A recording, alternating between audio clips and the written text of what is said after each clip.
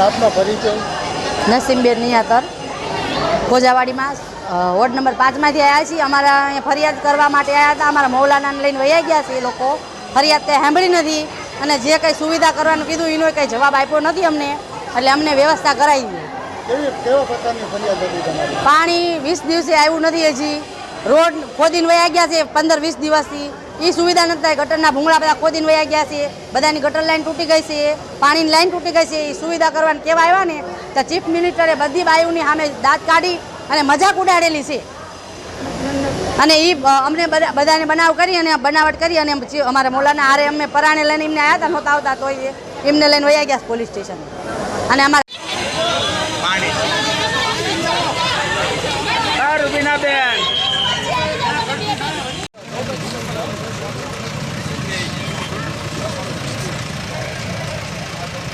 આપનો પરિચય?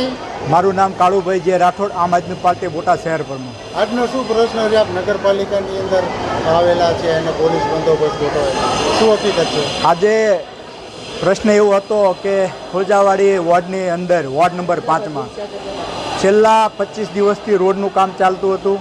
ત્યારે અમે ચીફ ઓફિસરને 2 વખત રજૂઆત કરી।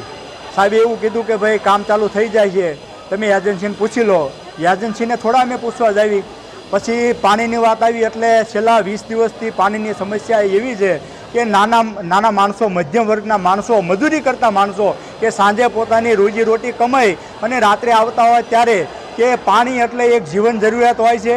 ત્યારે મહિલાઓ મોટી સંખ્યામાં નગરપાલિકા મારી સાથે, એટલે કે હું બોટાદનો પ્રમુખ હોય અને મારે સૂચના મુજબ લોકોના સમસ્યા હોય એટલે નગરપાલિકા સુધી આવવું હોય, 100% આવવું પડતું હોય છે।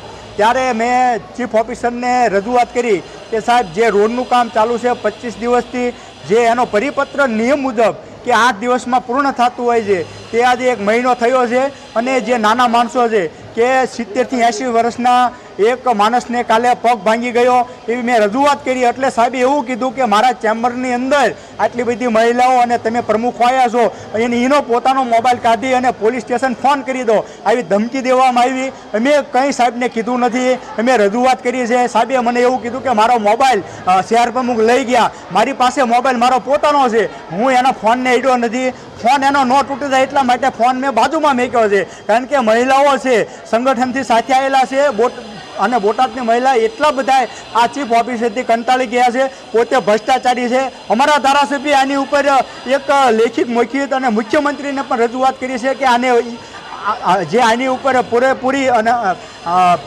તપાસ કરવામાં આવે, કારણ કે ભ્રષ્ટાચારે માજા મેકી છે।